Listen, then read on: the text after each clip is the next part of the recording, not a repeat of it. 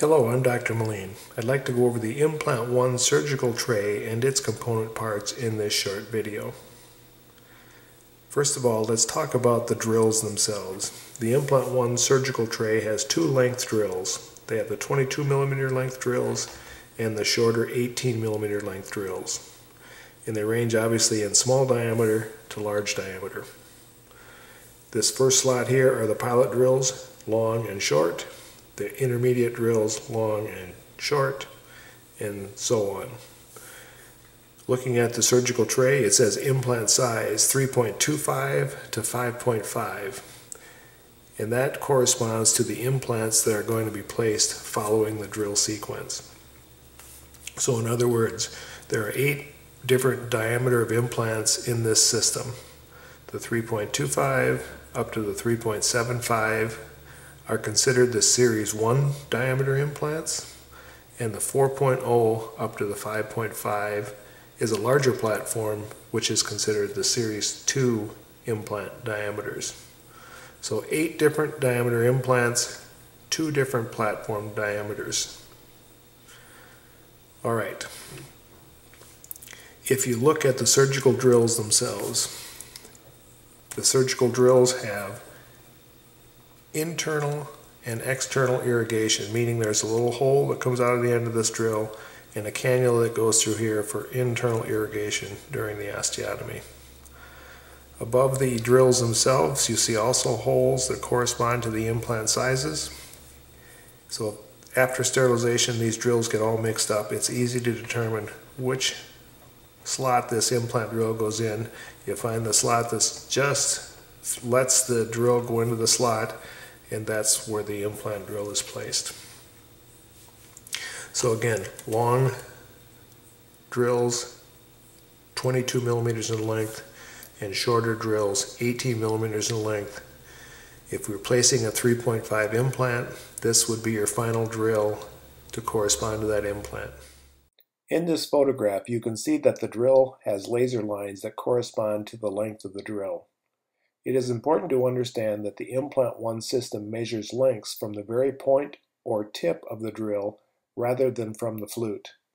Therefore, when placing a 10mm length implant, for example, it is recommended to drill to 11mm length in order to fully seat the implant 10mm into bone.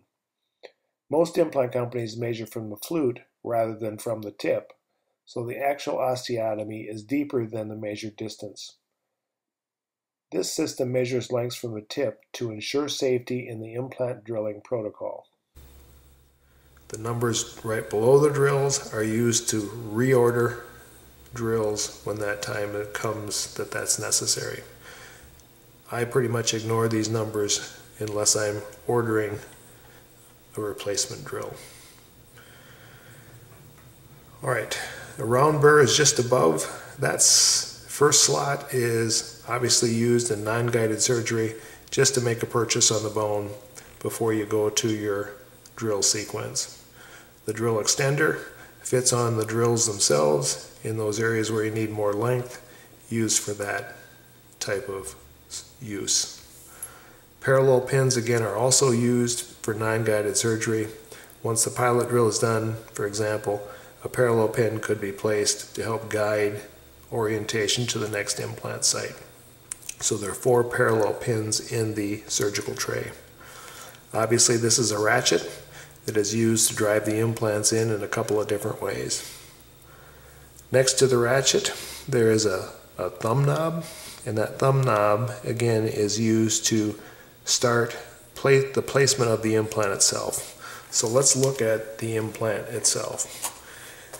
The implants in the Implant One system come packaged like this. You can see from the box itself, this is a 4.5mm diameter implant and a 12mm length implant. The box obviously is not sterile, so the box would be opened like so. The implant inner package is also not sterile. So once you peel back this implant packaging, everything inside here then would be sterile components. So again, it's a double package system. The implant is inside the sterile container, and once this is opened up, you see now the implant in the container, which is sterile, and also the cover screw in that packaging. So to place an implant, back to our surgical tray, there are several ways that this implant could be placed once the osteotomy is done. The package comes apart like so. You simply turn this a quarter turn, pull the component parts apart, and now you're looking at the Series 2 implant, which is yellow in color, ready to be placed. So in placing the implant, you have a couple options.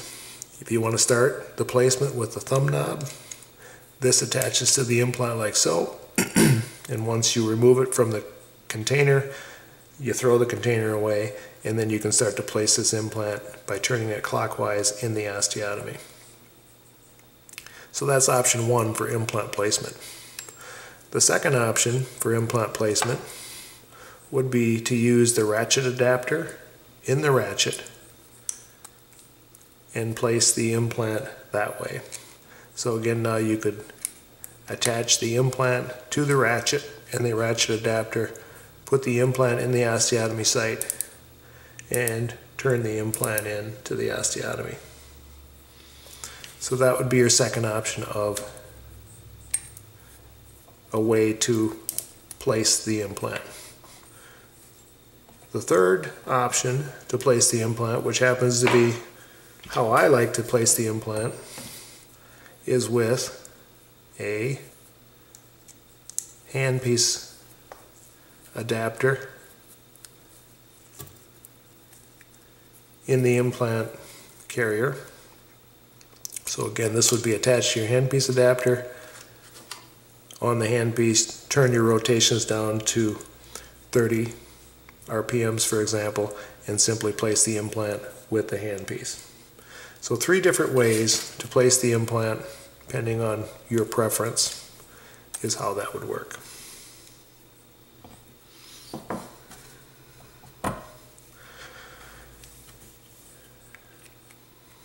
Alright, so the next thing you see in the series is the 050 hex drivers. There's an 050 screw inside the carrier that attaches it to the implant. So again, your 050 drivers, this one fits into the ratchet. It can also be used by hand, and it would fit into the 050 screw and simply turn it counterclockwise to disengage the implant, which has a jack out feature that actually disengages the transfer from the implant itself. So that is an 050 short driver in the first slot. The second slot has the same 050 driver used the same way, just happens to be longer. And there is a knurled hex driver that is used most often, and this is designed to be used with fingers, obviously, and again, the component parts will come apart. And then the last latch hex driver is used in a torque wrench, and this is only used now at the time of abutment placement to torque down the abutment. But those are the 4 components that correspond to the hex drivers in the surgical tray. Let's talk for a couple minutes now about inserting the implant and the options that are available. It's relatively common to start the placement of the implant with the thumb knob attached to the implant transfer.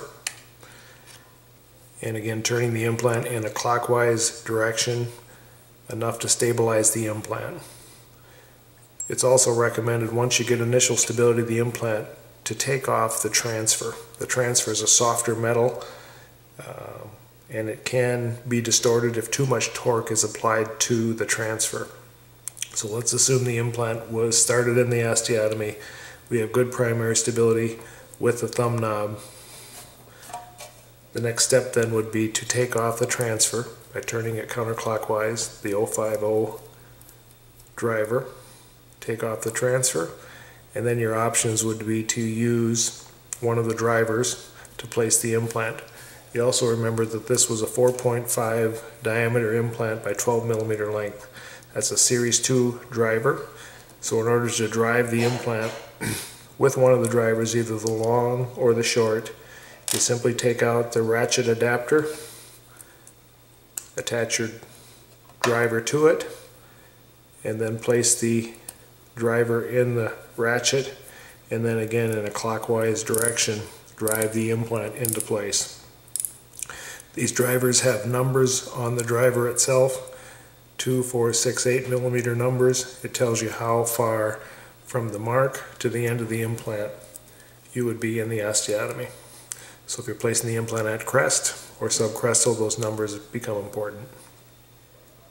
Alright, so that's the ratchet adapter and the driver attached to the ratchet.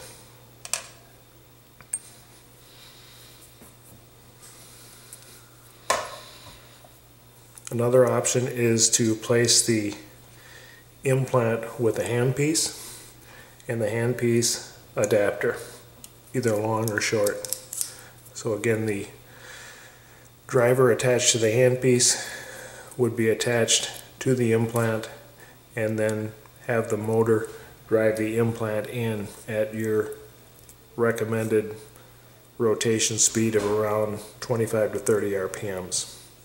You also have torque setting that you can use on the motor to set this torque at your recommended torque. Ideal torque, in my opinion, is somewhere between 40 and 50 newtons. Try not to exceed 60 newtons for fear of pressure necrosis following implant placement. So this would be your handpiece driver. The photograph shown summarizes the 3 different options that can be used to remove the implant from the packaging and start the initial placement of the implant. Initial placement can be started with a thumb knob, or with a ratchet and its adapter, or with a motor-driven handpiece.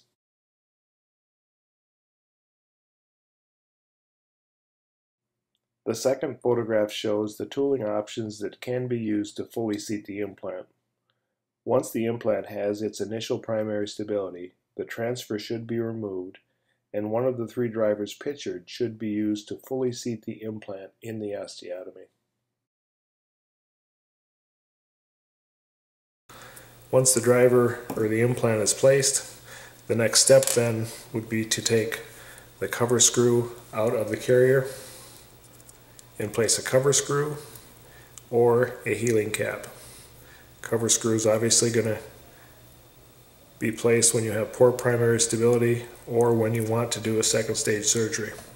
This cover screw then is placed inside the implant, turned in a clockwise direction with the 050 driver, finger tight, remove the driver, and then you'd have your implant placed in the osteotomy, ready for the patient to heal up, come back later for a second stage surgery.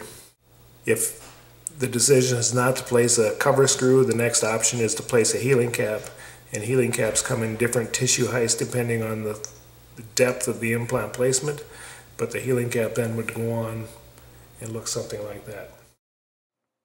Thank you for taking the time to watch this short video on the Implant One surgical kit. If you have additional questions, please contact Implant Logistics.